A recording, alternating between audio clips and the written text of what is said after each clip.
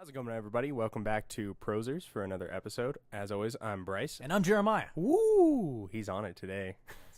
That's right. All right, so let's just jump right into it. Here we go. So, Jeremiah, what have you been playing? Spider-Man. Exclusively? All week. Yeah, same. Absolutely. I did play a little bit of Dirt Rally, though. Oh, okay. Yeah, I love that game. Is that the one that you showed me? No, that was Gran Turismo. Oh, God. Dirt Rally's way harder. Right on. Yeah. You can have it. So I got I have a wheel and gear shifter, pedals, like all that stuff for my PlayStation for when I play racing games. Some kind of pimp rig. And I got Jeremiah on it, and he was getting very frustrated with it. I think I turned red. I felt it. I felt it. I was starting to get hot. My head itched. I was like, I gotta get the fuck out of here. This is stupid. Not even fun anymore. You can't even shoot nothing. Oh, man. You were so over it so fast. Real quick. You took like 10 laps. I was like, and I even warned you. I was like, you sure you don't want to do an easier track? Yeah. And you're like, shut up. I was like, Jesus, how hard could it be? It's just driving. I do it every day. Yeah. It's different. I guess so. It's quite a bit different. Ridiculous. Yeah. Well, even like driving on a track is way different than driving on the road. So I guess, like I said, whatever. I'm just speaking from experience because when I drive my car on the track, it's 100% different than driving it on the road because you're pushing your car to limits that you can't do on the road. Right. And so it drives completely you'll different. Get hauled off. Yeah, pretty much. They will arrest your ass. But yeah, been playing a little bit of Dirt Rally. I really have just been playing Spider-Man exclusively since I knew we were going to talk about it. I kind of wanted to get as much in there, but it's been nice having this extra time though. Yeah, I felt like I was able to get a lot more done, and I didn't feel all this angst about it. Yeah, I felt a lot less pressured as well. I think the 2 week was a good call for sure. Yeah. So, anyways, yeah, that's what we've been playing. So I don't think there's really anything else to add to that. We've just been playing Spider-Man. It's the featured game. So let's go ahead and jump straight into Spider-Man. Let's go ahead and start talking about graphics and performance. I'll go ahead and hit it off. One thing that I noticed with the graphics like right away is some of the character models weren't as good as the others. Okay. Like a little bit of inconsistency. Yeah, not really so much inconsistency. I guess just like, I don't know, their faces look really weird to me. So like, I thought May's character model was super, super good. Martin Lee's was really good. Yeah. But like Mayor Osborn's trash. It looks scary, doesn't it? Looks really weird. It looks so out of place. I feel like they did that on purpose, though. Yeah, they might have done that on purpose. He's contorted. Yeah.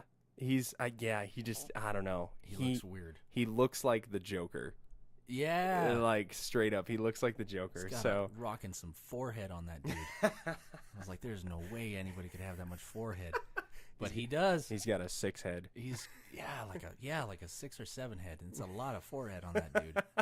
So, yeah, the character models I noticed were, I guess, not all that great. And then some of the I noticed during some of, like, the animations and stuff like that, like, when, you like hit an enemy in the face with like your web or something like that, you like stick it to them and pull them towards you.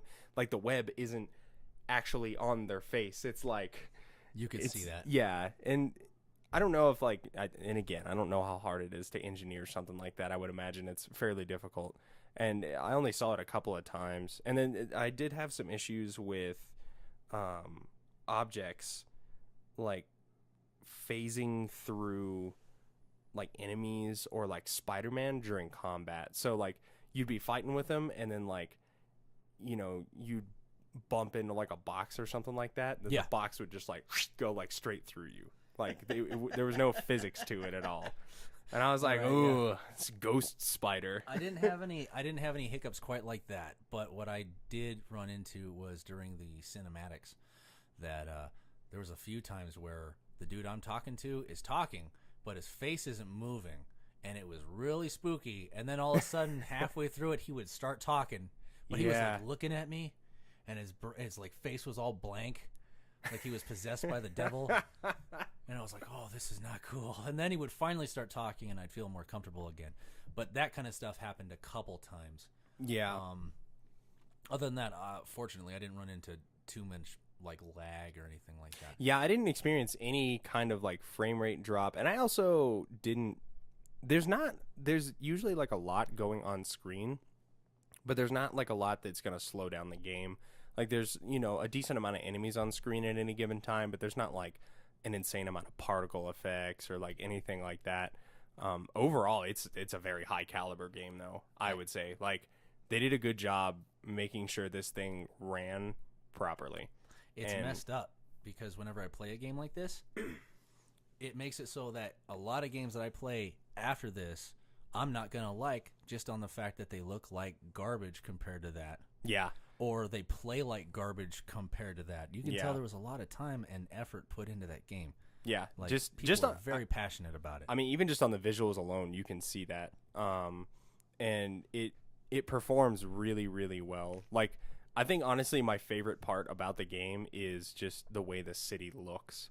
Because they put so much detail into the appearance of the city where, like, you can tell when you start moving into, like, the slummy parts of the city because there's more graffiti and just, like... Junk on the ground. Yeah, just, like, the detail that they have in the environments with, like, the graphics like that. There's freaking rats in the alleys. Did you notice that? Yeah, I noticed that too. So there is so much work put into the city and put into like Spider-Man and like some of the character models and stuff like that.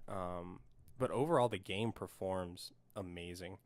And I have almost no complaints about the graphics and performance of it. One of my favorite things about the visuals of it actually is when you're in like sort of like when you're over in that area of the city where like the Avengers Tower is and stuff like that, which the fact that they put the Avengers Tower in there, right, dope.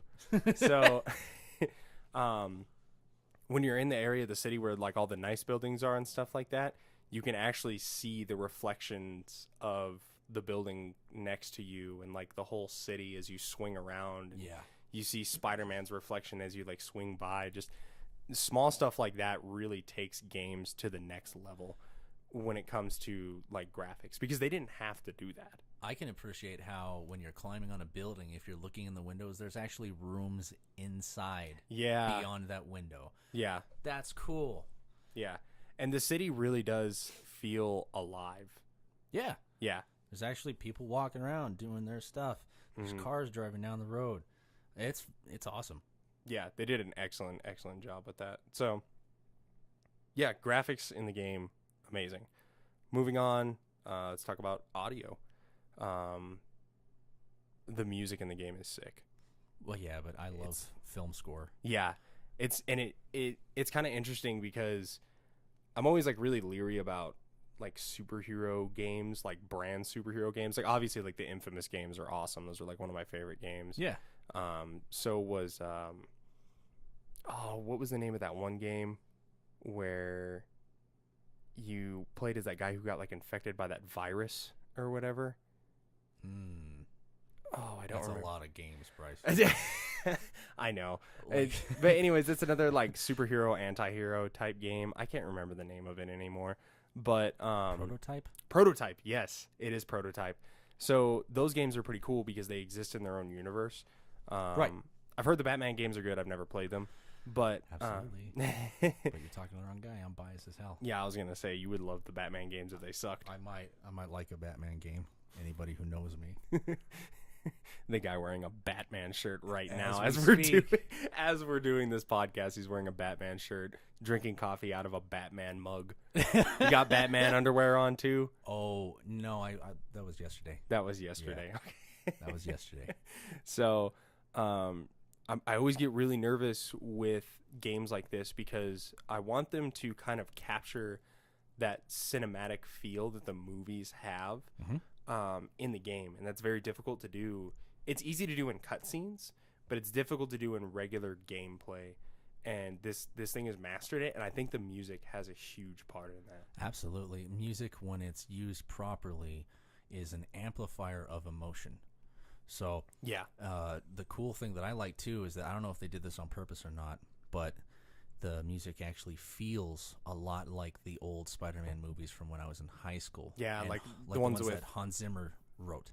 yeah. So I'm wondering if they did it on purpose because the score feels Spider-Man to me. Yeah, it does. Totally, The absolutely score, Spider-Man. the score very much fits Spider-Man, and I really, really like that. And I also like how the music is very dynamic. It changes to what you're doing. Yeah. You know, so like the music for when you're swinging around the city is different from when you're in combat, and is different from when you're in the stealth sections, and it's different from when you're in a cutscene, and it's just all of it is very well thought out. I don't know who the composer is, but whoever it was awesome. Great job. Yeah, excellent score for the game. What about voice acting? What did you think of the voice acting? Obviously, it's great. I mean, it's definitely not Modern Warfare good. And I'm saying that sarcastically. No, I think it was great. I think it was cool how you can tell that they recorded two different versions, at least two different versions of every conversation that's happening, at least from Peter Parker's perspective. Yeah. Have you noticed that if you're sitting still, he's talking calmly, but as soon as you start swinging, he's huffing and puffing, obviously doing something while he's on the phone with people. That's cool. Yeah. And it switches on a dime. If you're swinging and then all of a sudden you stop and perch on something, he'll start talking calmly again. Yeah. That's awesome. Like, who would think of that and have that much attention to detail in the studio going, you know what, he's going to be swinging and he's going to be fighting while he's on the phone and stuff. Let's do another one. I want you to run around the block and come back and do your lines. You know, like something like that is what I could imagine it must have been like. Yeah. It's cool. Yeah, no, it's definitely really, really sick. And immersive. Yeah, and the quality of voice acting is very high, too. Yes. I think, honestly, the voice actor who plays Otto is probably the best one in the game, in my opinion. The guy who plays Dr. Octavius is an excellent voice actor. I got a lot of like sympathy for him as I'm playing the game. You know, yeah, they I make really you wish care that I about him. didn't. I wish I didn't know anything about the Spider-Man universe, Right. because it's like you're playing the game and you're like, man, I'm going to have to kill him I later. know, right? Like, Thinking all gangsta. so yeah, I would say he is probably the best voice actor in the game, Probably so. like hands down. But overall, everybody really came out to play. Oh yeah, You yeah, believe the characters. You believe their plights. It's not something that feels too dimensional, like they're just reading their lines off of a page, like some other games where they just crank stuff out. yeah. These were genuine actors Oh yeah, that were cast for their roles. Yeah. And they make you believe the story. yeah, awesome. 100%. Definitely.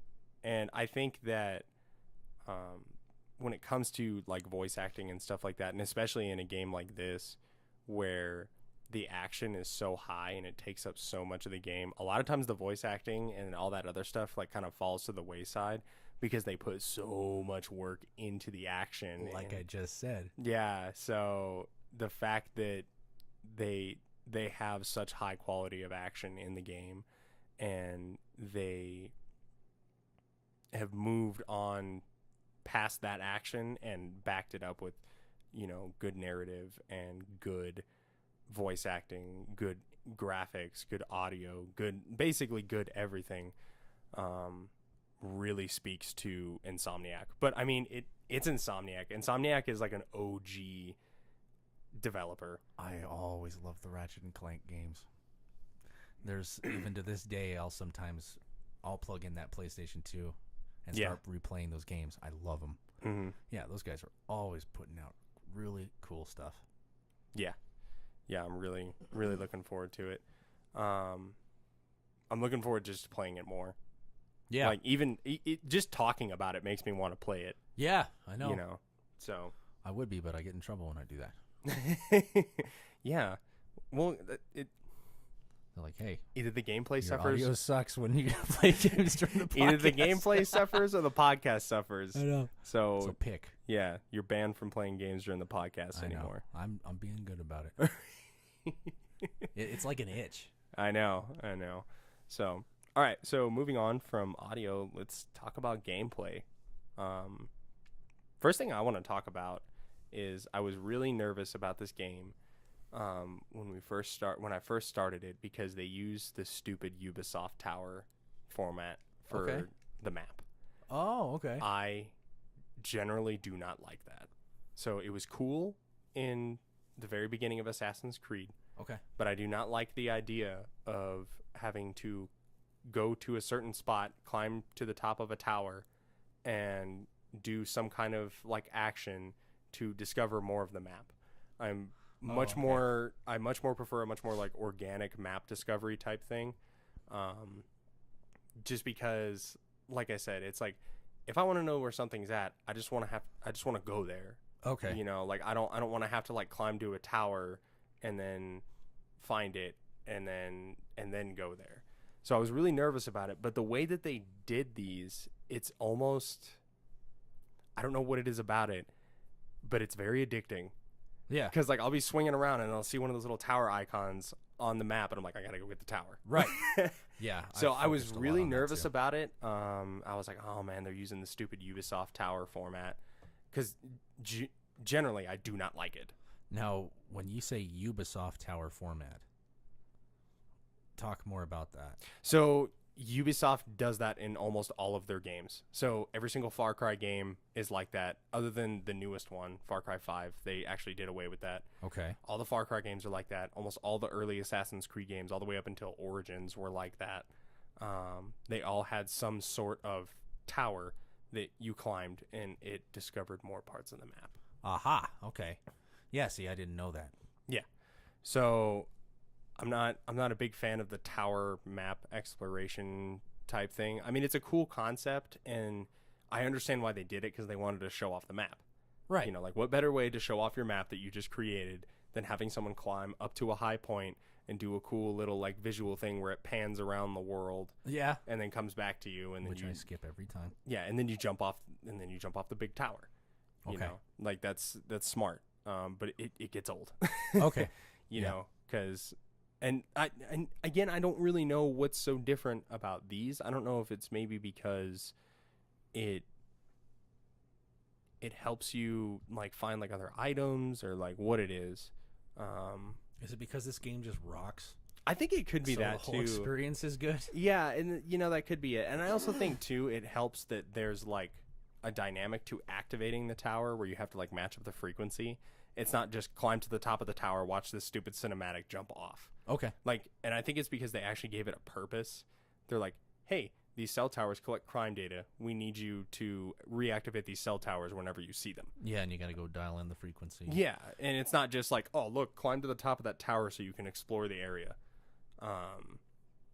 I just, the way that they did it in this game, I like. I don't always like it in other games. Which is also very Arkham. Also, Yeah. There's the hacking device on the Arkham games where you have to dial in the frequency very similarly. Yeah. Not quite the same. So when I saw that, I was like, oh, okay, cool, right on. It's just something I'm used to. Yeah. So that was like one of the first things that I didn't necessarily like about it. I'm still getting used to the combat. Oh, okay. Yeah. So Because that's very Arkham also. It's not the same exact buttons, but the concept is the same. yeah, and I generally like this kind of very fast-paced combat because I love the combat in Shadow of Mordor. Okay. You know, like just that super fast-paced bunch of enemies coming at you, dodging, stuff like that. I generally like it. I do prefer a slower combat style like Darksiders 3 or God of War, Okay. like the new God of War. Okay. Like Dark Souls, like Bloodborne. As much as I hate Bloodborne, Okay. I do like the combat in the game. If it just wasn't so damn hard. Yeah, basically. Because I do enjoy it more when the combat is a little bit slower paced and the dodges are a little bit more intricate and it's not just like, you know, like, oh, Spider-Man's head flashed, I gotta hit dodge right now. Right. You know, which, I mean, there is a talent to that, like a skill that you have to develop to that because you do have to pay attention. Yeah. You definitely can't just like wail on people in the game and hope that you make it through the fight. Right. That doesn't happen. You will die. Yeah. And I've died a lot. I was Yes. surprised at how challenging this game was. Yeah, and with most of the games, like I said, maybe I just haven't progressed enough yet. But with most of the games too, it actually discourages button mashing. Yeah. To the point where like on the Arkham games, if you just sat there and button mashed, it would destroy your combo, and you had to start all over again. So it made it so that you would have to push that strike button at the right time to strike, and then block at the right time to block. Yeah. You couldn't just start spamming the buttons, you know? Yeah, and this game's like that too. And there is a serious reward for being good at the combat in the game with the way the focus bars work. Yeah, okay, So, well, like, there you go. getting those finishers and stuff like that is super satisfying. Absolutely. Like, that is sick. Very much so. Like, being able to just one-shot an enemy is very, very fun. Hell, I even like tying a dude up and then throwing him into the other dudes. It's like, that is awesome. Yeah, the combat in the game is super, super fun. It's super, super fast-paced. The only thing that I wish that they had done is made... So the way the skill trees are set up, they do, like, improve your combat to an extent. I just wish there was a better move list. Like, a more extensive move list. Yeah. Because I feel like the move list in, like, you know, like Shadow of Mordor was just endless. That's true. Like, you could throw together some mean combos with several different moves and attacks, and like, and as intricate as that combat system was, the controls worked very well. Yeah. So I did enjoy it. And this one, I feel like the combat is fun, but it does get repetitive. I've noticed even the moves are very repetitive. There's not a whole lot of repertoire in that set of like moves that he does. Yeah. As opposed to, like you said, Shadow of Mordor, where they must have had some serious choreography on that game, for instance, because I didn't see a whole lot of the same moves twice. It was almost like they must have programmed, okay, if a dude's here and another dude's here and another dude's here, depending on what's going on, that's how he's going to strike. Yeah. And there was a lot of intricacy there. But yes. on Spider-Man, I have noticed that it's like swing kick, back kick, like somersault kick, you know. Yeah. And then a couple punches, and then if you start hitting another dude, you do almost the exact same chain of moves throughout the game, and that's kind of disappointing. I also don't like that there's only one attack button. Right. So in this style of game, I prefer a heavy and light attack button. I was going to say, you want something like the original God of War. Yeah, like I like the heavy attack, light attack thing because it does open things up a little bit more. Absolutely. And it does make things a little bit more interesting.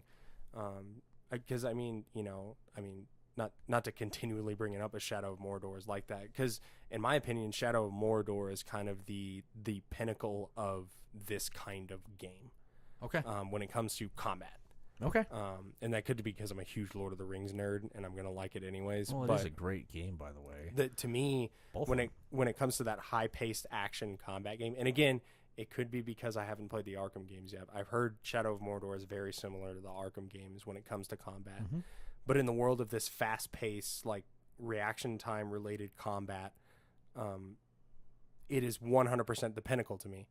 And it works very, very well. So whenever I play a game like this, I usually compare it to Shadow of Mordor. And I feel like the combat, like I said, is fun, but it is lacking something. And I think it might just be a bigger move list. Well, yeah, that would be a lot easier. It would make it more dynamic for the person playing it. Because if you're watching the same moves over and over and over again, it's hard to get like really excited about fighting people. And maybe that's why you're also encouraged to spice things up. You know, you're supposed to smack him a couple times, maybe dodge, and then grab something, do your combos, shoot your different types of webs, because remember that you got those too. Yeah. You got like the bomb web, you got the trip web, you got the electric web. Those do... And you can switch those on the fly. Yeah, those 100% do add kind of that spice to the combat. Right. But I feel like they still could have done more with the hand-to-hand combat and Absolutely. still had those. I'm just playing devil's advocate. I can imagine that would be the response from the people who designed the game, is that they wanted you to do more things. Yeah. Yeah. You know, aerial strikes and stuff like that. And but the thing is, though, what I've noticed is it's hard to be creative with the combat system. Because, I mean, with me with Shadow of Mordor, it was like every encounter was different. And in this one, I know exactly what I'm going to do with every single fight. Right. You know, like, first thing I'm going to do is I'm going to knock out the shield dudes. I'm going to fucking swing underneath them and knock them up in the air. Because genuinely, aerial combat in this game is like a trump card. You know, because if you're not going to do it in the air and you get up there, they can't swing on you, and all you really have to do is worry about dodging bullets. Or rockets. Or rockets, which is relatively easy for what it is. Yeah, you speak for yourself. I've cussed at the game plenty of times. I'm like, will you just dodge that shit? So I think it's like, it's hard to be creative with the combat system in the game because it is so limited. It's still fun, but it's just limited. It's hard to be creative because I know with Shadow of Mordor, it's like, it wasn't necessarily always the best answer to knock someone up in the air. It wasn't always necessarily the best answer to use, you know, Celebrimbor's ghost right as a finisher attack or like whatever it was. Yeah. And I think that just really comes from the robust combat system that was in that game. Right. Yeah. Well, and yeah, since you mentioned the Arkham games too, the choreography on that game was awesome too. You'd hardly ever see the same moves twice. And then if you did see them, they weren't in the same exact chain every time. Yeah. You know, like that part, I feel like, not to be overcritical, but they could have spent a little bit more time choreography, you know, with the choreography coming up with different chains of moves for different applications. But yeah, I mean, it's still awesome to play, you know, because like, for instance, everything else about it is pretty awesome. Swinging around all over the city from the webs and climbing all over everything and being able to literally run up a wall is a lot of fun for me. Yeah. And the controls in the game are very good. Like, they're very precise. Yeah, and responsive. You know, and responsive. And, like, there's never a time where I'm playing and I feel like I'm not in control of Spider-Man. Yeah, there you go. Because as acrobatic as he is, it still feels very controlled. And that's super difficult to do.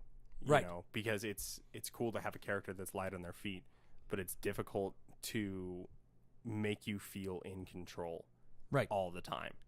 You know, I noticed that with Darksiders 2, actually. Like, I felt like there were times where I wasn't, like, super in control of Death because he moves so quickly. Yeah. And maybe I just wasn't that good at the game. No, that game... All right, I love Darksiders. That's a disclaimer. But to me, it felt like God of War light. And that's really weird to me because the original God of War came out when I was in high school. Yeah. And the fighting style on that game is still superior to Darksiders, in my opinion, because it's way more responsive. It's like spot on. There's plenty of times when you're fighting in the original God of War, and if someone comes at you and you just tap that block button, and it could be at the exact time that they would have hit you, if you just tap that block button, he blocks the hit. So at that point, what it's all about is your ability to see the strike coming and then react to it. So that's totally different. In Darksiders, it's kind of laggy to me. There's been plenty of times where I push that block button before they hit me, and my dude still didn't block that hit. Yeah. And that's a real good way to get a controller spiked in my house, man. Well, it's like doing martial arts for years like I've done. I know that an inch is as good as a mile, okay? You're either there for the strike and you catch it on the chin, or you're not there for the strike, and even if it grazes my chin hairs, that's way better than getting smacked in the face. So God of War, the original one, it was like that. It was so spot on. As long as you were in control and you pushed that button at the right time, you were going to block it. Yeah. Darksiders is not quite like that. I don't know why, because it's over 10 years later. Yeah. You know, but it is. I mean, it's the same thing like I was telling you with Darksiders 3. I was screaming at my TV. Yeah. I'm like, will you fucking block that shit? Over and over again. And I was just like, all right, fine. I'm just going to do nothing but block and then pepper them with strikes when I can and just keep blocking, because if I try to block when the strike's coming, apparently she doesn't know how to get the hell out of the way. So, like I said, I think that God of War really got it right the first time. Even the new one is like that. And like, the combat system in the I'm new a big God of fan. War is insanely good. They ruined a lot of games for me, as a matter of fact. Yeah. There was a lot of games I played after that where I couldn't even finish them because Yeah. it was like the fighting's shit compared to God of War. Yeah. So thanks, guys. Yeah. So, yeah, and the combat system, like I said, is robust. I think they could have just used more. The navigation in the game is so much fun, though. Swinging around on the city is like they got that right because they nailed making you feel like Spider-Man. Let me put it this way, okay? Yesterday, when you messaged me and said, "Do you want to get on Ghost Recon?" I had been playing since about 10 o'clock, and then it was 7 o'clock when I looked at my clock again, and I realized I have not eaten all day. I have not drank water or used the bathroom in over 5 hours. Yeah. I mean, it is that much fun to play. I have not played a game that I can get that excited about in a long time. It's so much fun. And what I love about it is it's not, there are so many games where they talk about side missions and side quests and stuff like that. And there are very few games that I've played where the side quests and whatever that you want to do that's not the main story is just as involved as the main story. Yes. There is something about the little side missions that they have, and they're so demenial, but they put meaning behind it, and that's what makes it awesome. Like finding, like you get like a little reward for every single one. Yep. You know, like regardless if it's like the token for the new suit or, you know, finding the backpack and you get the little item and you get to hear Peter talk about it. Right. You get to hear like the things with the black cat. You know, you get to hear her like little message for Peter and stuff like that whenever you find the cat, or, you know, all those like other things that they're already, and there's so much to do, you know, like all the crimes and stuff like that. Yeah, it's almost hard to progress with the main story because it's like you're going and you're like, oh man, there's a robbery over here, let's go stop the robbery. Yeah, and then you look, you're like, oh, there's a backpack right over there. That's what I was just gonna say. It's like a drug. Because the next thing you know, you're on the opposite side of the map as the quest that you were supposed to be on, and you're like, oh, I guess I'll just swing back over to the quest, and then you find more crap on your way over to the quest. There's been plenty of times where I'm on my way to progress in the story, and I see a side mission, and I've actually done the side mission instead of progressing in the story. That's pretty cool. You know, for a game to actually create some kind of an incentive where it's that much fun to play the game as a whole, as opposed to other games where it's like the only reason why I was doing it is just because I wanted to see 100% completion on that game. That was the only reason. I didn't actually give a damn about any of it.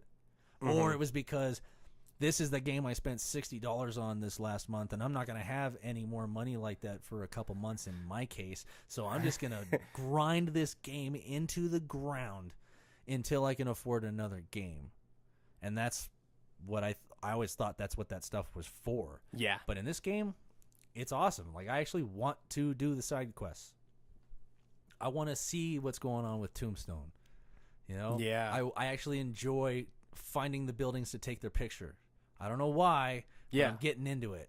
And I'm even, like, trying to spice it up where, like, I try to swing past the building and activate my camera as I'm swinging by and then take a picture as I'm swinging by.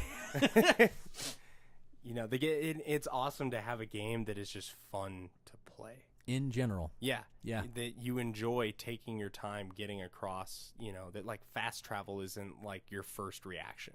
The first time I fast traveled, it made me laugh. I thought that was really it was a good screensaver of that that dude looking over, checking like, is that Spider-Man? He's like on That's his phone. fucking Spider-Man. And he's like checking his emails or something on his phone. I was like, that's hilarious. So, yeah, the travel in the game is awesome. I actually, one thing that I do enjoy about the movement in the game is that the skill tree kind of is built around that. You know, they have like the tricks and stuff like that that give you XP, and those are fun. I don't know why they're fun. Too. Yeah, you know, it's really fun. But I do kind of have beef with the skill tree though, because it feels very half-assed to me. Really? Yeah. Like I look at the skill tree, I'm like, this is stupid. It's pathetic. It's small. Well, all right. What are you talking about? Like I'm like level like 17 and I already have like one of my skill trees almost completely maxed out. Okay. Yeah, I get it. It's not robust. I don't like that. Like when I see a skill tree, I want to get nervous. Oh man, Overwhelmed. Yeah, like I do not want to mess this up. You want it to be daunting. Yeah. I enjoy, like, honestly, skill trees are like one of my favorite things in the video games because it gives you something to strive for. Right. You know what I mean? Like it gives you something to progress in the game as you're playing it. That was Dying Light for me. Yeah. The skill tree took me the entirety of the story to complete because it was like that much stuff. Yeah. And there was that much to aspire to, you know, so I get it. My judge of a good skill tree is if I feel like I can use my points, like my skill points, thoroughly. I don't like skill trees where I get to a point where it's like, I don't want any of this crap. Like, okay. That's how it was with the Tomb Raider games. Like, I'm in the third one right now, and every single one, there's like 3 or 4 of them where I'm like, okay, I want that. I know I need it. And then that was it. Like, I got all the way to the end of the game with, like, devoting, like, 4 or 5 points into my skill tree. Okay. Like, none of it felt necessary, and none of it felt helpful. Okay. You know what I mean? So, it was just like, if you're going to have a skill tree, you need to have a skill tree.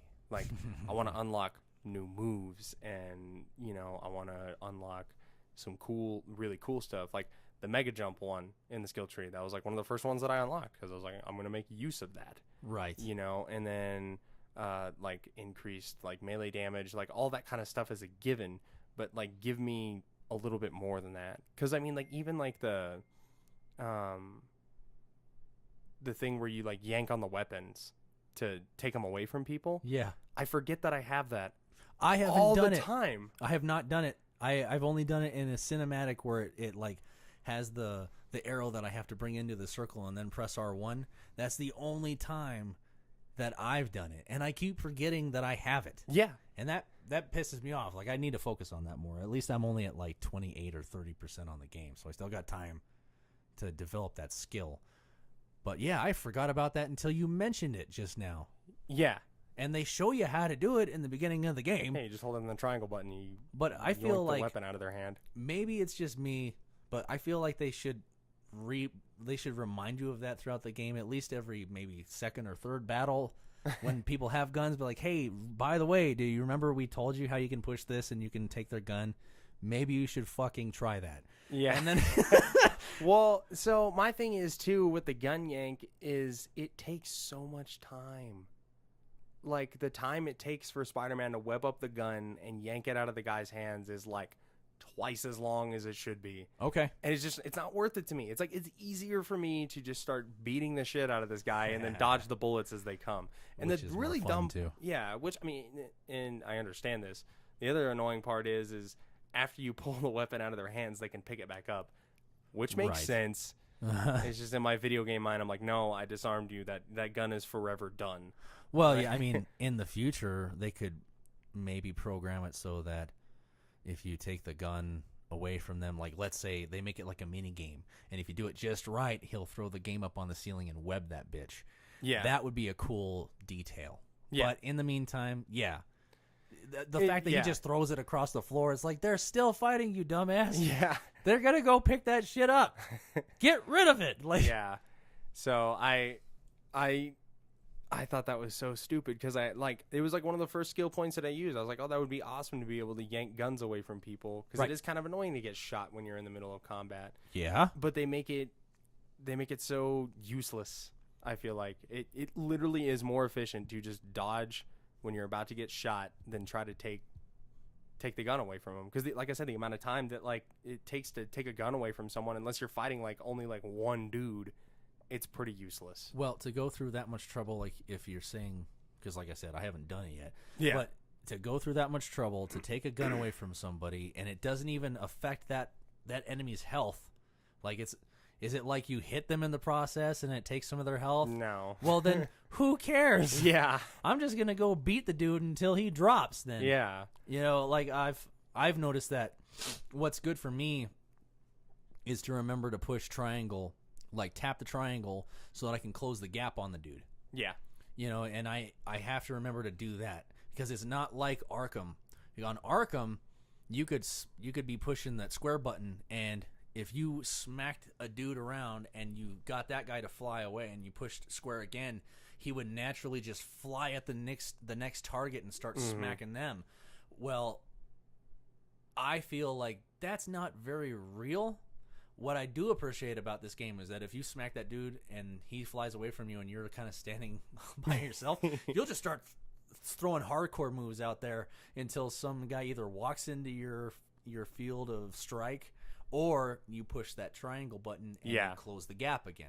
Yeah. So I like that. I think that's a pretty cool attention to detail because, like I said, like Batman, dude, you'd be flying all over the screen doing all kinds of crazy like acrobatic moves, and I'm like, how is this guy not like falling over and dying from like exhaustion? There's no way. Because he's Batman. I know, but there was like 20 feet between you and guys sometimes, and he's just all like, it's like, no way. Shut up, man. Get that crap out of here. Yeah. So I don't know. That's like, I guess my chief complaints. Oh, another complaint with me with the game. I mean, this kind of goes back to graphics, I guess.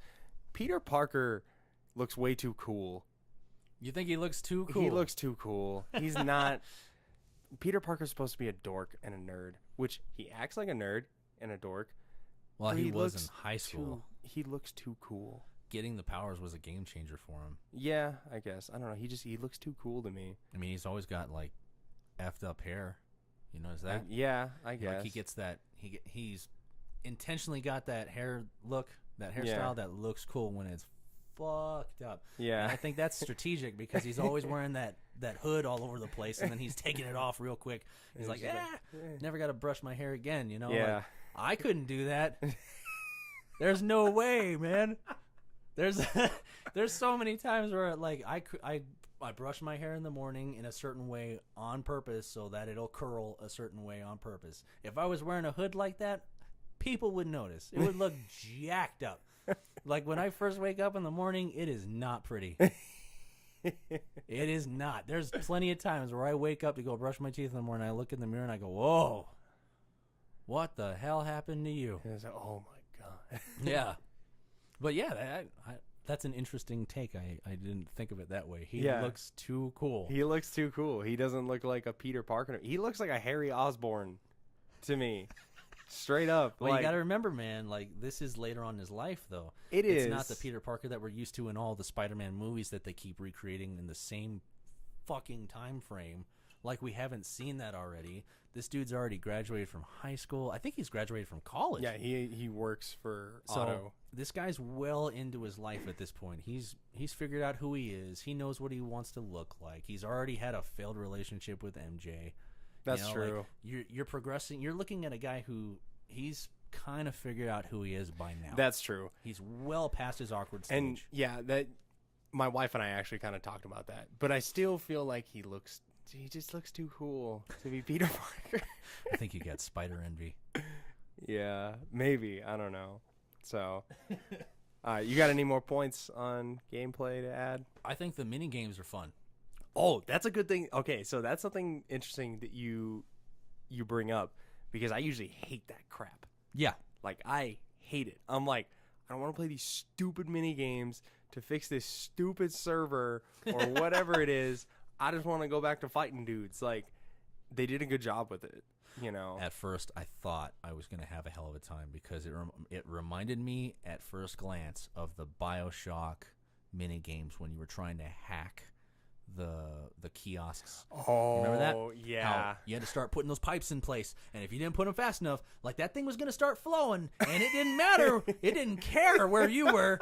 So like I would have anxiety attacks when I was playing BioShock. There was plenty of times where like at the time my ex-wife would be yelling at me. She's like, "If you can't handle playing the game, then turn it off." Because I would be sitting there like in my living room going, "No, fuck!" Like, and it's just coming. That stuff is coming down the pipe. Doesn't matter where you are. It doesn't matter if you're ready for it or not. So when I first started playing that game, like, at first I had a little shudder. I was like, oh, God. all right, here we go. And I started putting pieces together, and the whole time I was like just waiting for it. I was like, oh, here comes that. It's going to start. It's going to start. And it never did, so thank God. Yeah. Now, maybe, who knows? For all I know, I haven't completed the game yet, so Yeah. maybe down the line it's going to start doing it. I don't know. But for right now, I'm very grateful that So- it doesn't do that, and I don't have to piss myself I just trying to do a fucking mini game. I saw I like when I first started playing the game, when I first came across one of those electrical puzzles, I was like, "Oh no." Cuz I thought the same thing. It took me back just Right. like you said, BioShock. BioShock, where those pipes, cuz like you get like with those pipes and then like God, I'm you making know, my it- head itch just talking about it that. starts that fluid just starts getting closer, and you're like, no, where do I go? And then like next thing you know, you lead it straight into a wall, And then you're he's- screaming, I was yeah, like, it's like, You fucking bitch! Why? And then you got to start all over again. And like I said, like I got kids. You can't be doing that kind of stuff in front of your kids. You're supposed to set an example. yeah, Dad's losing his mind at the No video game. joke. Like like I said, those mini games on this one so far, they're fun. Yeah, I like the way you have to strategize, like the resistors yeah. and the capacitors. That's pretty cool. That's a cool detail. I actually like the ones that I like the most are the ones where it's like the unknown substance one, where you have to like match the bars. Oh yeah, Like the those slides. Yeah, those are actually, those kind of challenge me a little bit. It's fun. It's It's- strategic. Yeah, it's very, and I mean, not that the electrical ones aren't fun too. They work really well. But you like that one better. Yeah, and it's like and it's so funny too, because they first introduced it, I was like, I'm not gonna do this shit. I don't care. I'm not doing them. Damn. And the next thing you know, like I was like, I've done like 10 of them.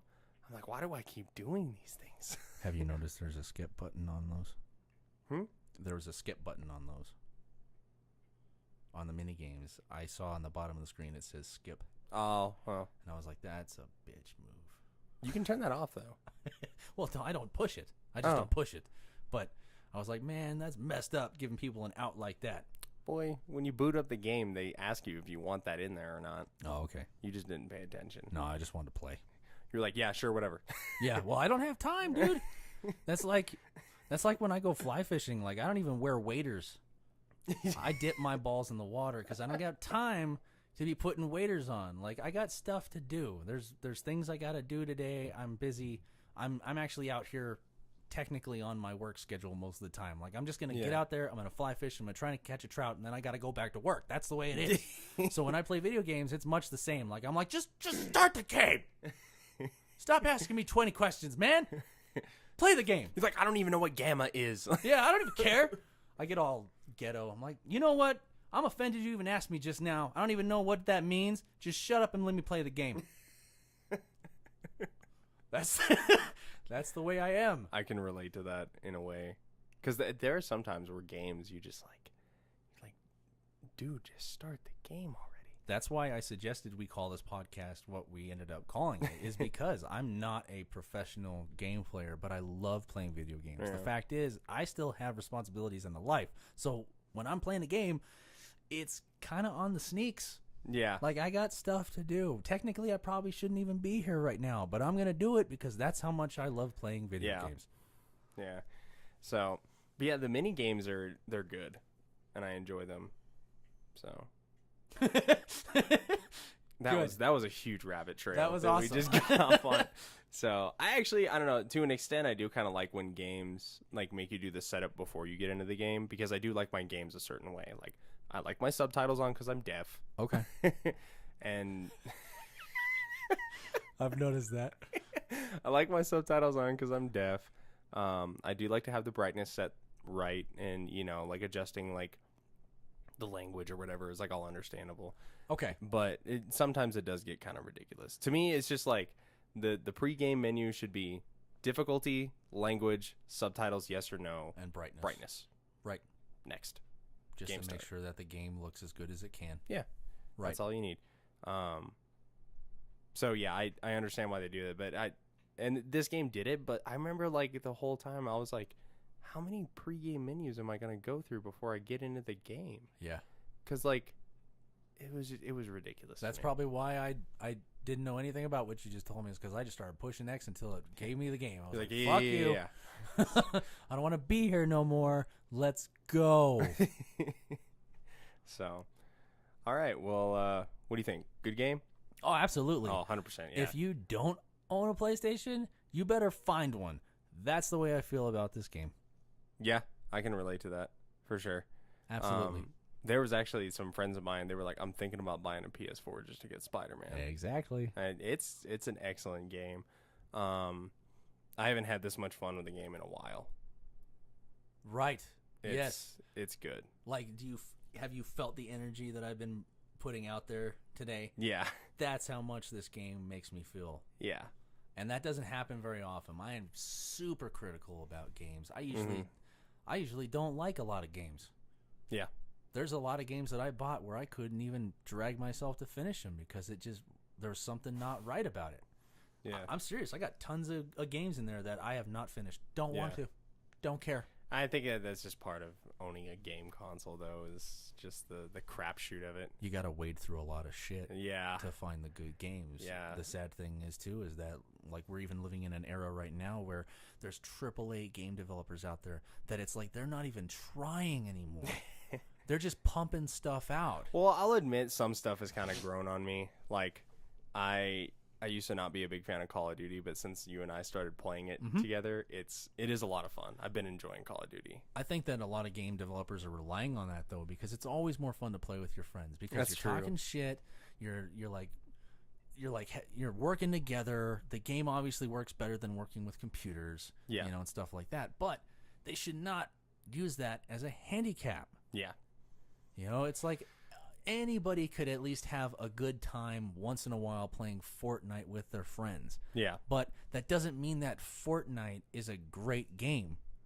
What that means is that your friends are probably great friends. yeah, Because, dude, if you're hanging out with your friends, people that you're really tight with, you could literally be trudging through a sewer.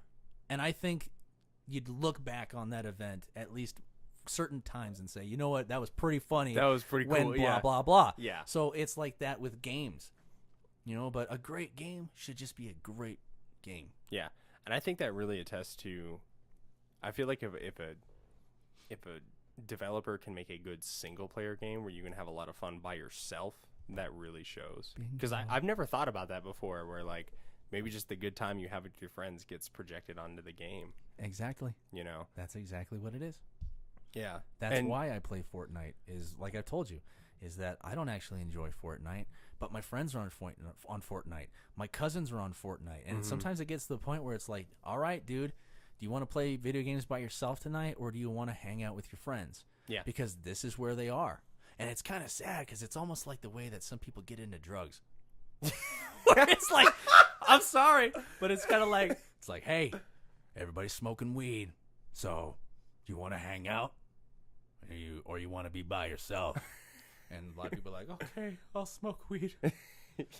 So that's the way it is like for me with Fortnite. Everybody's playing Fortnite. I hate that game, but I like hanging out with my friends. Oh So man. I gotta pick sometimes. Now, thank God you gave me Ghost Recon, because that game is actually really fun to play, and my friends are on that one. Yeah. Yeah. So I have an alternative. Yeah, that's a sweet game. I think one thing for sure that can make a game more entertaining is when it's fun by yourself and it's fun with friends. So It's got to have both, right? yeah, which I mean, Ghost Recon is not fun by yourself. No, not at all. the AIs are dumb as a bag of rocks. Yeah, but games like Spider-Man that are fun by yourself. And this one's fun because there is no multiplayer. Yeah. So, and it's still like one of the best games ever. And I'm wasting my life on this game right now. I didn't even see daylight yesterday. Have you ever played a game so much where you were actually physically ill after you got done playing? Yeah, like That's you felt what like happened. crap, like you were just like, ugh. That was Saturday when you texted me. I actually was physically ill. I had a headache. My blood sugar levels were way too low. But it was that much fun to play that it grabbed me, and my whole life went down the drain. Yeah. Nothing else existed. It's Yeah. a good thing that my kids weren't home with me because they might have died. They're like- you like finally finish the game. You look over. There's like 3 little skeletons on the couch. Oh no, Oh.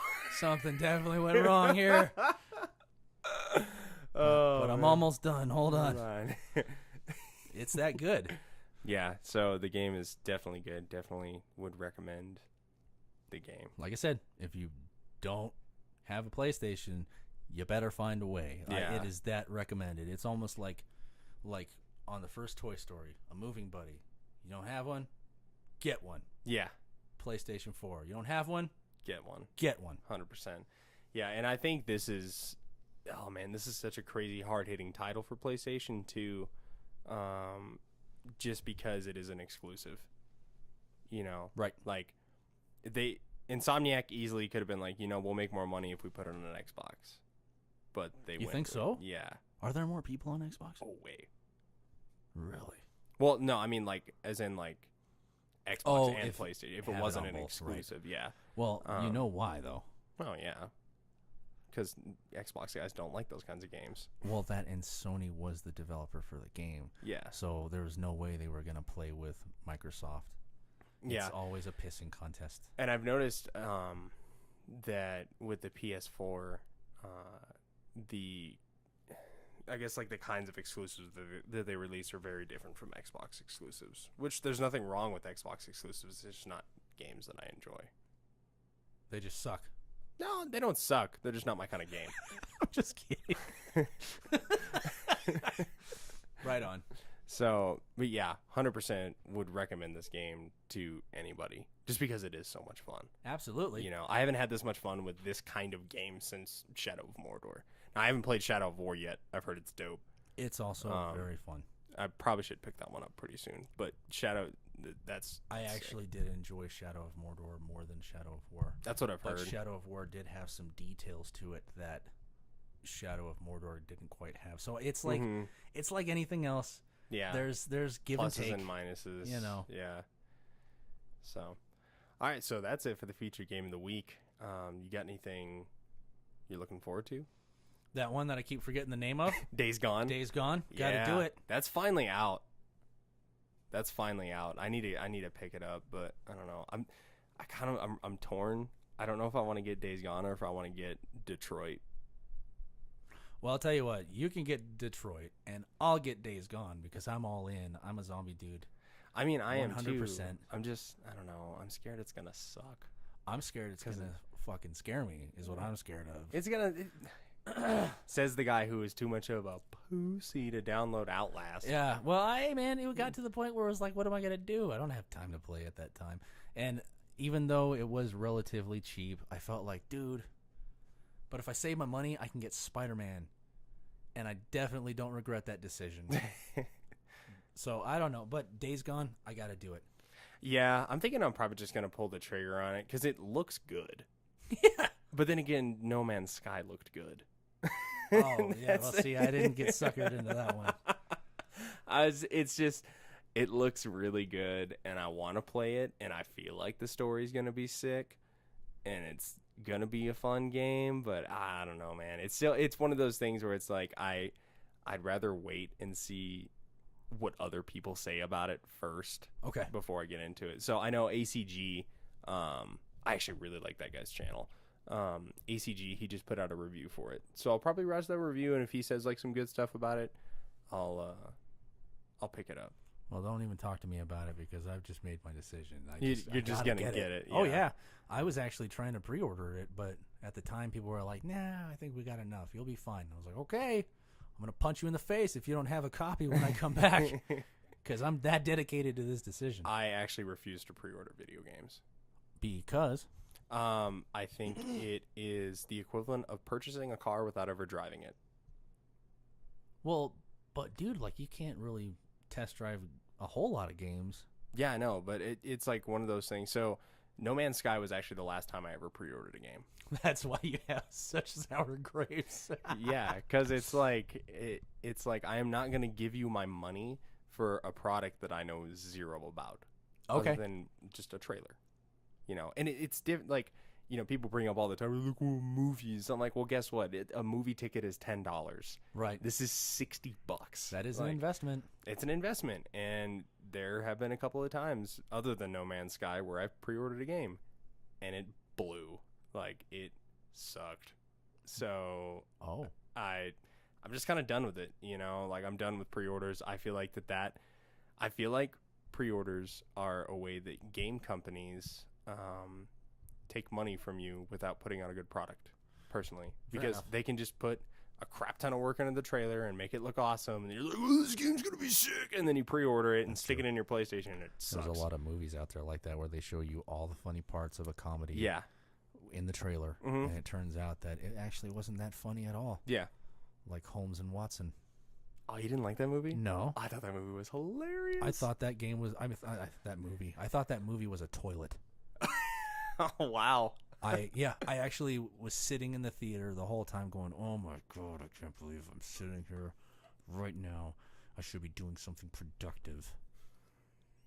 That's bad when you start thinking about better things you could be doing with your time. Absolutely. That's what I was thinking. So, yeah, I refuse to pre-order video games. It's the same reason that I refuse to use any kind of microtransactions with video games. Yeah. I feel like if I pay $60 for a video game, I should get the whole game. Yeah, because fuck that, dude. Yeah. I mean, I don't even know how else to say that. That's stupid. Like, you already got 60 of my dollars.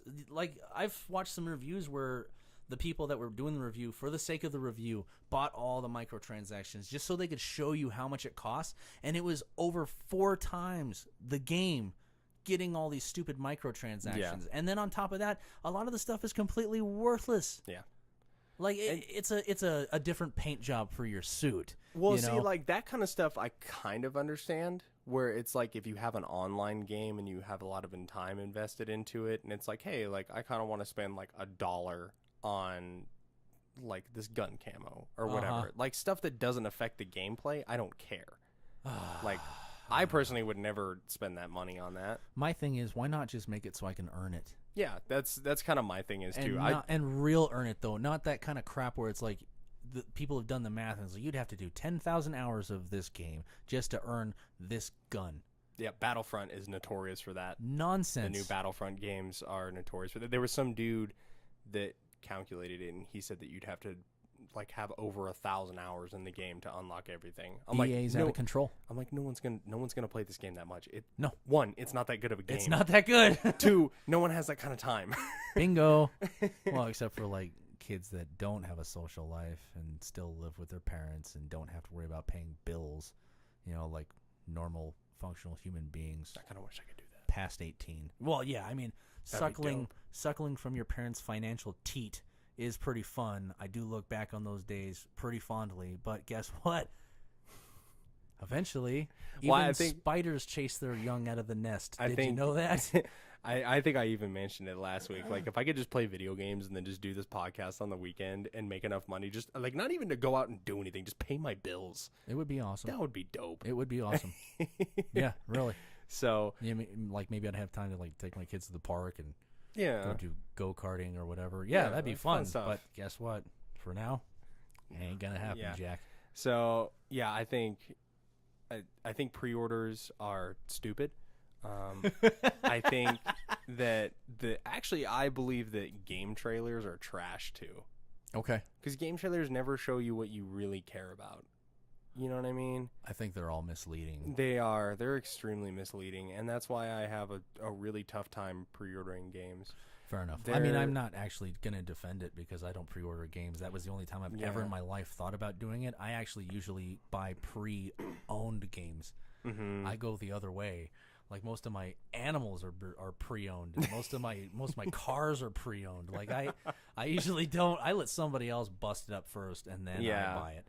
So I don't know. I think that the game market right now is so saturated with garbage. It's so saturated that it's hard to find good games. And then there are some games that I'm tempted to pre-order, but again, it's the principle of I'm giving someone money for a product I am not receiving. Yeah. Which is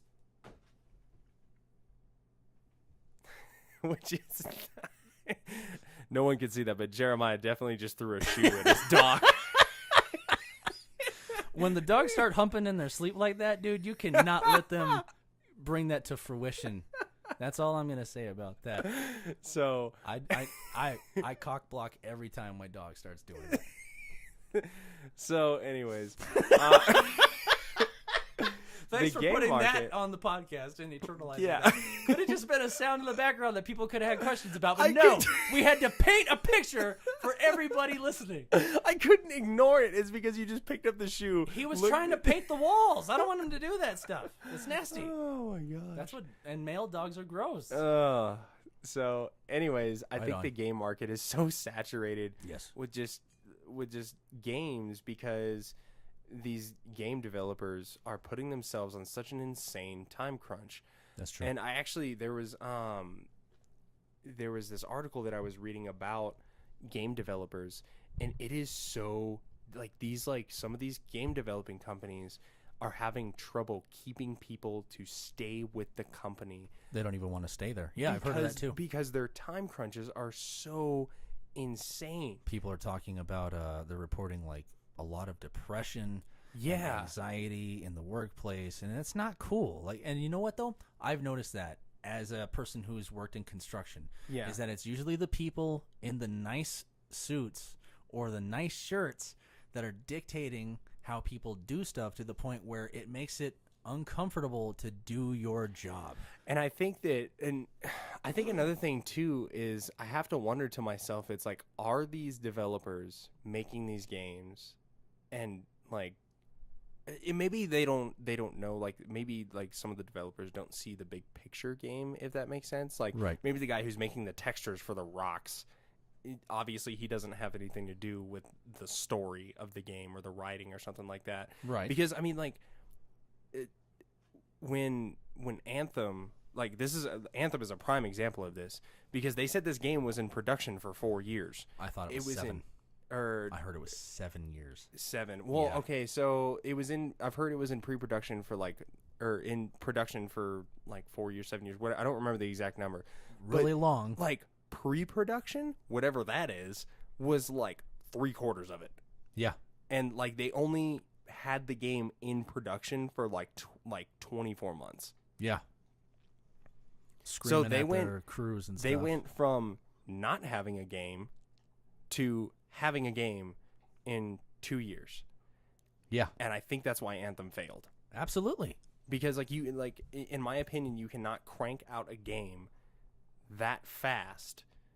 You can't go from pre-production having nothing other than concept art basically and like that kind of thing to a full-on game that's playable in 2 years. I would actually be very interested to talk to a game developer and ask them what it's like to be in that hot seat. Yeah. Because something's obviously going on where CEOs or people that make the decisions, they might I'm getting the feeling like they don't even know what it takes to create a game.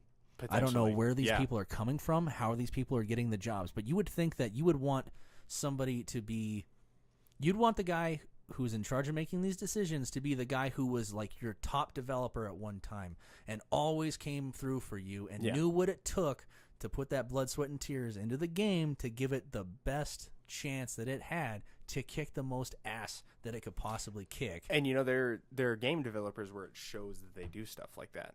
Right. Like Insomniac, Guerrilla Games, Naughty Dog, Sucker Punch, who else? Ubisoft. Right. You know, and to my understanding from this article that I read, it's everywhere. It's not like there are like game developers that are like immune to this. Right. Like there's always an insane amount of crunch time, and I feel like that games should not be a crunch time thing. No. You know, there shouldn't be yes, obviously you want to have a projected launch date or like whatever, but don't tell anyone. I like it. You don't have to announce when the game's going to come out when all you have is a beta. Yeah. You know, Trying to talk all this trash like you got it all together. yeah, no, Uh-huh. like just like cuz Sucker Punch, they have that game Ghost of Tsushima that's coming out. That looks awesome. That game looks amazing. And guess what? No one knows when it's coming out. I want him to keep it that way. Right. I don't want to know when it's going to come out until the game's done. Okay. Like, because then that's dope. Then, like, you see the trailer, and they're like, hey, guess what? This game comes out in 2 months. Well, you know what? I liken that to my uncle, blessed memory. When I was a kid and he would make us cheeseburgers, I would be like, when is it going to be done? I was starving, and he would always tell me, he would actually put the spatula down and turn to me and look me in the eyes and say, do you want it good or do you want it fast? You can't have both. Yeah. And, you know, I think I was like 7 years old when he told me that, and that has stuck with me to this day. You know what? You want it good or you want it fast? I don't want it fast. Yeah. I want it good. Yeah. And that's why I'm saying is, like, these guys that are in they're supposed to be making the decisions here, the guys that are in charge, why the hell don't they understand that? Like, you cannot squeeze your people and squeeze your people and squeeze your people and expect lemonade every time. Yeah. Sometimes you're going to get a pile of shit, okay? Because you got to squeeze those out too. Yeah. You know, it's like, give them the space and the time they need to give you something that's actually going to be something you can be proud of. Which, I mean, squeezing a new game out at, you know, an accelerated rate can not necessarily be a bad thing. I mean, like, look at Mortal Kombat. They're on 11 Oh my now. God. You know, like, those games, they have figured out what works. And they know what their fan base is expecting. Well, that's fine. And they can continue with that. But if you're putting out a new IP like Anthem and you don't have your shit together and you say this game is going to drop like March 13th or whatever it is, 2019, and it's 2018, and you know, like, because in my mind, there's no way that a game developer can set a date like that and be at a certain point in their project and be like, we can get it done by that date. Yeah, absolutely. Like, you can't convince me that they don't know it's not going to happen. And I'm thinking that somebody was just popping off. Yeah. Somebody that didn't actually know what stage they were in the development. Because there's got to be a recipe for making video games. I'm just, like, imagining. But there's got to be a recipe where you come up with a story, and then you come up with ideas of how to make it look cool, and then you start trying to flesh it out. Yeah. You know, but, like, a game's got to have a good story is what I think. Yeah. I mean, honestly, we're living in the battle royale age right now where stories don't matter to anybody. Yeah. But to me, a good game has a good story. Yeah. And then after that, it's got to have good gameplay. Yeah. So, I mean, there's some games out there that people have been playing for years that I just don't relate to, and it doesn't matter. It doesn't mean they're bad. Mm-hmm. But, like, I had a hard time with, like, Final Fantasy and Pokemon and stuff like that when I was a kid. Final Fantasy is tough. I mean, each game is basically a standalone title. It's not like a lot of people think that it's like 15 games of the same continuation. They're all basically completely separate games. Well, what I'm getting at in the though same is universe. the gameplay. I when I first started playing like Final like Fantasy the turn 7, base. Yeah. I did not like that game, and I know that that's like a carnal sin to some people out there, and that's fine. I'm not saying that it's a bad game, but what I'm saying is, for my taste, I did not appreciate the battle style or the fighting style at all. But when I asked a friend, I was like, how do you get into these games? They're so boring. I don't like that fighting style. I want to actually see if I can kill you before you kill me. I don't like that turn-based fighting style. And he said, well, these games you play for the story. And when I would watch my friends play it instead of actually playing it, they were right. Yeah. The story was awesome, you know, but you know, I feel like, why are they pushing these people so damn hard? And then on top of that, like when you talk about Anthem, like the game, if it took 7 years to make, it's like, what the hell are you guys doing? Well, another thing too is like they talk about how and again, that's just I think it was either 4, maybe more. But if they're talking about like, it's been in development for 6 years and pre-production was 4 years of that. What the hell is pre-production? Define production. And what the hell were you doing for 4 years that you were like, all right, this is going to be the game that we're going to drop that's going to be dope? Jacking off? And then That's probably exactly what they were doing. like how Everything is it you, else? How is it you were in pre-production for 4 years and you still screwed up the game? Well, that's what I'm saying. Like, that's corporate speak. Define Yeah. pre-production. Like what? The idea is sitting on your desk collecting dust? Is that Yeah. pre-production? Is that yeah? Like you're not actually spending any time or effort into it? Is that pre-production? Yeah, that's ridiculous to me because it's like, I mean, to me, if you're in pre-production for 4 years, 4 years, man, that's a long time. And that's no excuse to have a product of that Yeah. quality, right? And the other thing too is like, it blew my mind because literally everybody was talking about Anthem. They're like, this game looks good, but it's made by EA, so we're pretty sure it's gonna suck. Right. You think hearing that EA would be like, okay, maybe we should push this launch date back and make sure we have everything aligned. I gotta be honest, man. When you were asking me if I was gonna download it so I could play with you, I was looking at it and I said, and I read EA and I was like, no, I'm not doing that. I'm gonna do anything else. I feel bad because I can't stand them. I absolutely can't stand them, and it's for a reason too, because every game I played from them, there's moments that are fun, but they make garbage. Yeah. Graphics on them are awesome on a lot of them, Oh, but they make garbage. Well, anymore. EA used to make good games. Well, yeah, there was a time. EA used to have, like, what is it, EA Sports, and then there was EA blah, blah, blah. Like, they had all these different branches. I remember those old commercials, EA Sports. It's in the game. It's in the game. Yeah. Yeah, like that. They used to be a big deal, but something happened to them. They're all about the dollar sign right now, and it's kind of sad because it's ironic to me when any company becomes all about the dollar sign, because they actually lose out on the money they could be making. Yeah. Because all they're focusing on is cranking out some kind of a product to make money. Yeah. Instead of taking the pride in the product that you're making. It doesn't matter what it is. Like, I used to work for a big fence company, and it was always the same thing, man. No matter what you did, at the end of the day, the boss would say, "That's all you did today?" And I was thinking the same thing, like I just told you. It was like, do you want it fast or do you want it good? Yeah. And it got to the point where people were pressured to do a half-assed job just so they could impress the person in the office. Yeah. That's not fair. That's not cool. And people suffer that are investing in your product when you do that. Yeah. Okay, I'm off my soapbox. So, yeah, I don't know, it blew my mind that people literally said this game looks good, but it's made by EA, so it's probably going to suck. Like every game journalist out there was like, I don't know, it's made by EA, so Let's just hold back. Let's hold back and see how it goes. Like, they started advertising for Anthem on Facebook. You know how bad your game has to be to advertise on Facebook? Like, your marketing is hurting that bad, Right. you know? Yeah. And the stupid part is a bunch of people. This comes back to Oh, the pre-order God. thing. Here comes the pre-order thing. A bunch of people pre-ordered the freaking game because they were like, oh, this looks like a dope game. It's a new IP from EA. It doesn't look anything like that. It's made by BioWare, the same guys who made, oh my God, Mass Effect. Right. They made Mass Effect. This game's going to be amazing. Guess what? They pre-ordered it, and you just gave EA a bunch of money, and you got a crap product. And they probably pocketed that shit. Exactly. Yeah. They got the money no matter what. It doesn't Yeah. matter if you got a crap game or not. Even though technically the pre-order money should go towards making the game better or Yeah. something.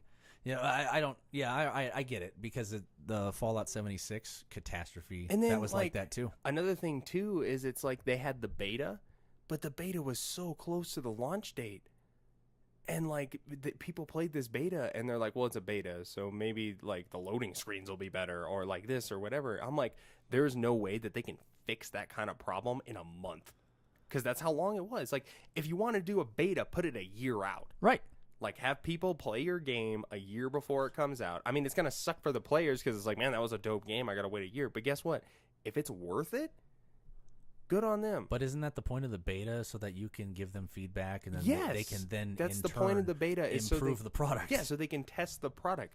They were that's the point of a beta is so they can test the servers to make sure they're functioning properly. So it sounds to me like they just put out the beta for the sake of putting out the beta, so they could say that Yeah. they put out the beta. well, they put out the beta. To me, it's like an advertising thing.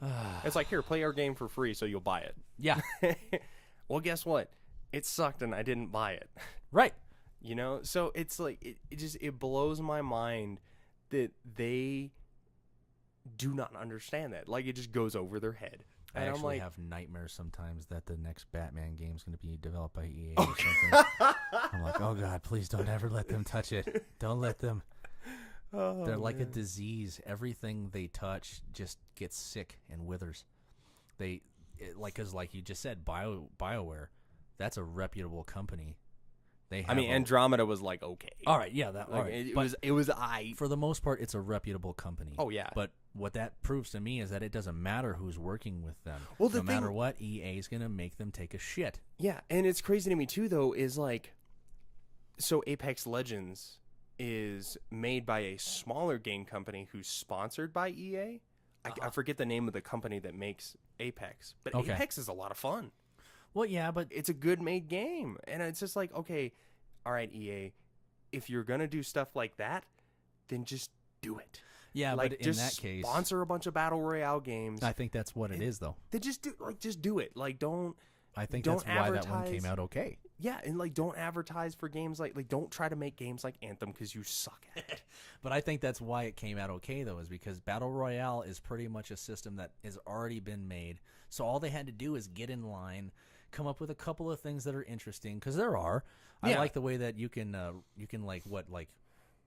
zip line up those balloons and then Yeah. get to a better vantage point, stuff like that. The graphics are pretty cool. Yeah, I think that the characters are very interesting. I like the way they all have their own special moves and stuff like that. But it's still Battle Royale. Yeah. Like, it's not very innovative. So maybe that's the thing, is like, maybe EA just needs to have situations where they don't need a whole lot of imagination. yeah. Okay? Which look at their sports games. Right. That's what I'm saying. Guess what? All their sports games are good. Because that's what they're known for. Yeah. Not a whole lot of like imagination, like I said, required to make a basketball game or a football game. And I know that people are gonna like jump all over my shit for saying this, but it's like basketball's been basketball since the founding of basketball. That's true. So like, as long as you play by the rules, it's not gonna be that hard to to crank out a game. It's actually going to be really hard to fuck up a game as long as you pay attention to the details of what it is. Yeah. So maybe that's the thing. Maybe EA just shouldn't be trusted with coming up with a new concept. Yeah. Leave that to experts like Insomniac. So I don't know. I'm just spitballing. Yeah, I mean, it's ridiculous to me, and it's not even just EA that's doing it. Activision does it. Infinity Ward does it. Well, I mean, those are Call of Duty producers, so what do you expect? right. Or, I mean, I shouldn't dog on Call of Duty too much, because at least Call of Duty, like, so here's my beef with EA, specifically Anthem. Okay, Call of Duty is a very cut and paste game, but Right. guess what? I've never not enjoyed playing a Call of Duty game. They have a good system. Because, it kind of goes back to the Mortal Kombat thing. Like, don't fix what isn't broke. There you go. And it's like, BioWare, I think I'm more pissed off at BioWare than I am EA, Why? to be honest. Because EA's always made crap games. BioWare has made good games, and now they made a crap game. Well, like I said, I think it's because they were working with EA, and EA didn't give a damn about any of that stuff. They were like, just put it out there.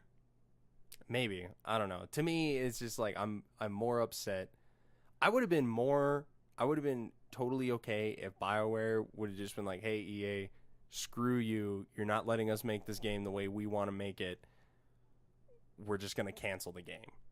That would be amazing. I would Like, actually love to see that. That would have been better than, I would have rather not had Anthem and just like had the dope trailers that they had. Man. Been like, man, imagine how amazing this game would have been.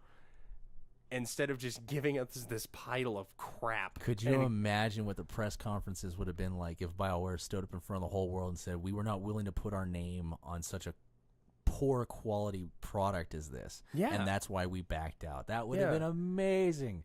That would And- have really given that developer a lot of respect in my eyes. And I know there's, like, basically BioWare is not the same company that it was when Mass Effect was being made. Right. Like, there's a lot of people who left BioWare, who retired from making games and just moved on to different companies and all that kind of stuff, like a lot of the story writers and stuff like that. But, like, to me, it's like you still have that blueprint. Like, you can still look back and go, okay, Mass Effect was dope because your decisions mattered and the dialogue was good. We had a really good driving story and like all this kind of stuff. Like, you can still have that blueprint and be like, we need to do this. But instead they were like, we just need to put this game out. Yeah. And to me, it, honestly, what it felt like to me with what happened is like EA was like, we haven't put out a game in like 6 months.